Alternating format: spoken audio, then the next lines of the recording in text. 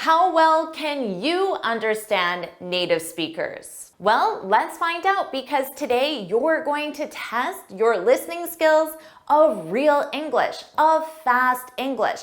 You're going to see if you can understand TV shows, movies, and YouTube. And doing this will help you improve your listening skills of real English, and you'll expand your vocabulary with natural speech. Welcome back to JForrest English. Of course, I'm Jennifer. Now let's get started. Here are your instructions for the entire lesson. First, you're going to see a sentence and you need to complete the sentence with the missing words. To do that, you're going to listen to a clip of real English and complete the sentence. After, you'll learn how to use the natural expression. Here we go. Our first listening exercise, whatever you need to complete the sentence, I'll play it 3 times. Whatever she dishes out, you can give it right back double. Whatever she dishes out, you can give it right back double. Whatever she dishes out, you can give it right back double. How'd you do with this one? Whatever she dishes out. Our phrasal verb is to dish out. Now let's review how to use this phrasal verb. To dish out. This simply means to criticize. So when you criticize someone or something, you say something negative about it. For example, she really dished it out to Tom at the meeting. She really criticized Tom at the meeting. Now notice I said dished it out. What's the it? The it represents the criticism. She dished out the criticism. She dished it out to Tom. And we always use this expression with criticism, so you don't need to specify that it. I'm sharing this phrasal verb with you because we have a very common expression in English. You can dish it out, but you can't take it. You can dish it out, which means you freely give criticism to others, but you can't take it. Which means if somebody tries to criticize you, you do not accept that. You become very upset or very angry. So if someone is being very critical, you might say, well, you can dish it out, but can you take it? Can you receive the criticism that you're giving?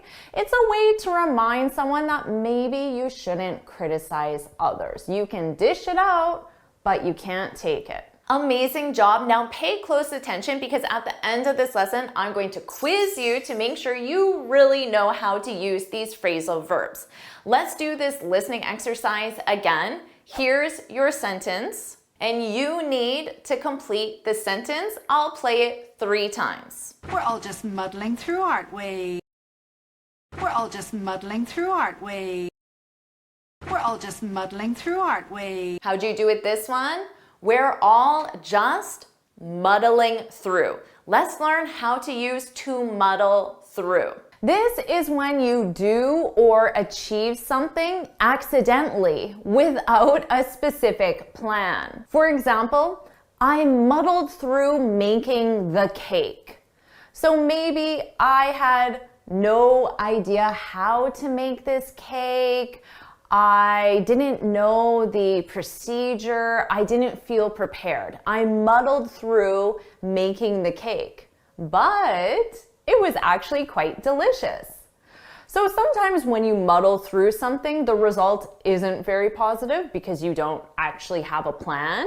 Other times, it can be positive in the end. Amazing job. Number 3. Here's your sentence. You need to complete the sentence. I'll play it 3 times. I'm excited to nerd out on it. I'm excited to nerd out on it. I'm excited to nerd out on it. He's excited to nerd out on. This is a fun phrasal verb. Let's learn how to use it. To nerd out. Oh, I love this one. When you nerd out on something, it means you discuss it in great detail. Greater detail than the average person would normally do. For example, I can nerd out on sentence structure all day. I can discuss sentence structure, English sentence structure all day. But my friends who are native English speakers have no interest in discussing English sentence structure. To them, that is boring. But to me as an English teacher, and most likely to you as an English learner, we can nerd out on the English language all day. I can also nerd out on plants, talking about plants, different types of plants, looking at plants. I really love plants as well, but the average person probably doesn't want to discuss it in as much detail as I do. What about you? What's something that you could nerd out on? Nerd out on this specific topic all day. Share that in the comments. Number 4, complete the sentence. I'll play it 3 times. Of course I'll stick around. Of course I'll stick around. Of course I'll stick around. Of course, I'll stick around. Let's learn how to use this. To stick around. This is a very common phrasal verb, and it simply means to remain in a place for a period of time. Let's say you just finished dinner with a friend at a restaurant and you drove, but your friend took the bus. So you can just get in your car and leave, but your friend has to wait until the bus comes. So you could say, oh, don't worry, I'll stick around until the bus comes. I'll stay with you at this specific location, the restaurant or the bus stop, until the bus comes. Or let's say you're in the mall and it's raining outside. You might say, well, let's just stick around until it stops raining. So let's stay at this specific location until it stops raining.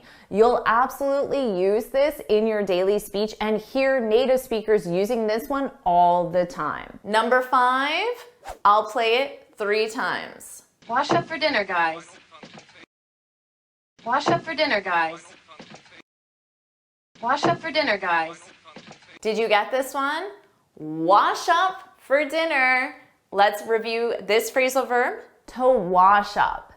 This simply means to clean your hands, to wash your hands, and or to wash your face. So before dinner, you could say, oh, I just need to wash up. And most likely you're going to wash your hands. And I commonly say this in the evening before I watch a movie.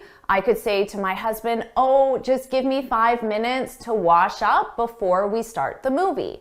And for me, it's to wash my face because I love taking off my makeup before I watch a movie. It's a lot more comfortable. So women might use the wash up for our face more frequently. So it can be for both hands and face. Number 6, here's your sentence. Let's see if you can complete it. I'll play it 3 times. Now make sure if you leave, you lock up the house. Now make sure if you leave, you lock up the house. Now make sure if you leave, you lock up the house. How'd you do with this one?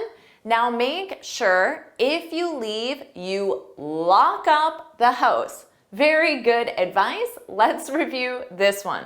To lock up. This is when you securely close your windows and doors or entrances to your house or building. So it's another way of simply saying lock.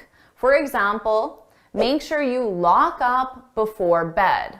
And in that case, it's in your home, and that's of course good advice.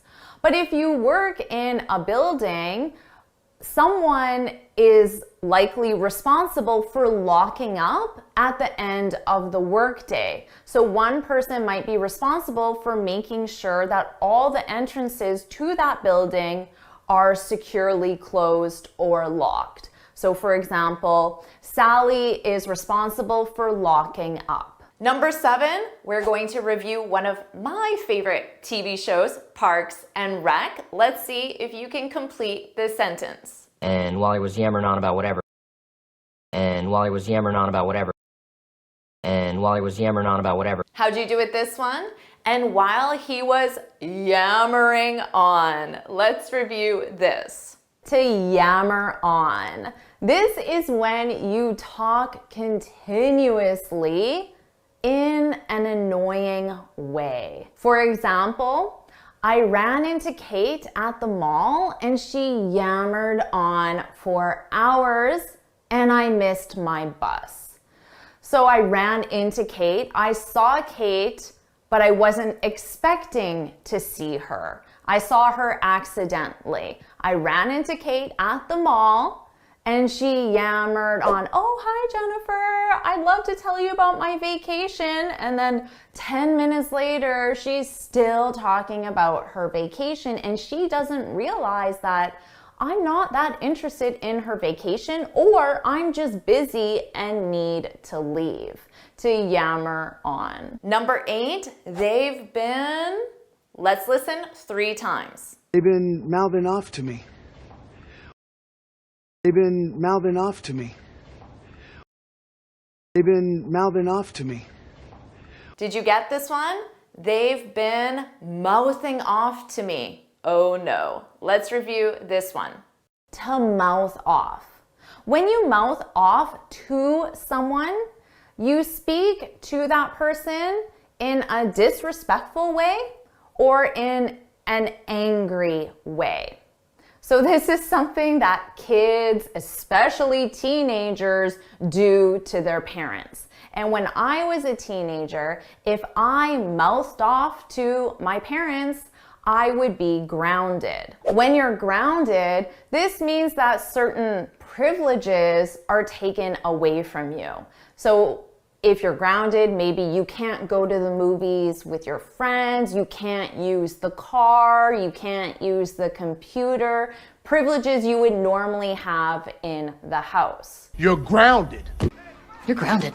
And as adults, we also don't want to mouth off to certain people like our boss or an authority figure like a police officer. Is definitely not a good idea to mouth off. Number 9, yeah, but I. Let's listen 3 times. Yeah, but I maxed out my credit card. Yeah, but I maxed out my credit card. Yeah, but I maxed out my credit card. Did you get this one? Yeah, but I maxed out my credit card. Uh-oh. Let's review this. To max out. When you max something out, it means you take that something to a limit. For example, I maxed out my credit cards on vacation. So your credit card has a limit, maybe $10,000. If you maxed out that credit card, it means that you spent $10,000, the maximum amount, the limit of that credit card. Likely not the best idea. And finally, number 10, this is a fun one. Let's listen 3 times. I'm loading up on carbs. I'm loading up on carbs. I'm loading up on carbs. How'd you do? I'm loading up on carbs. Let's learn how to use this. To load up on. When you load up on something, it means you consume a lot of that something, or you purchase a lot of that something for a specific purpose. So let's say you're an athlete. Right before a race or a competition, you might load up on carbs. Carbs are carbohydrates, energy for your body.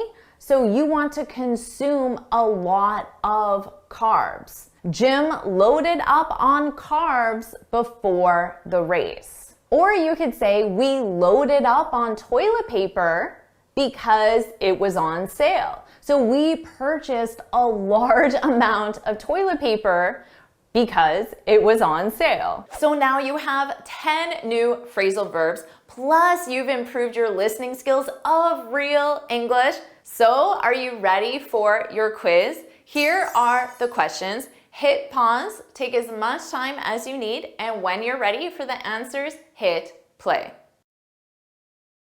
How'd you do with that quiz? Let's find out. Here are the answers. Hit pause, review them, and when you're ready, hit play. So how'd you do? Share your score in the comments. And did you like this lesson? Do you want me to create more lessons where I test your listening skills with real English? If you do, put let's go, put let's go in the comments. And of course, make sure you like this lesson, share it with your friends, and subscribe so you're notified every time I post a new lesson. And you can get this free speaking guide where I share 6 tips on how to speak English fluently and confidently. You can click here to download it or look for the link in the description. And you can keep improving your listening skills with this lesson right now.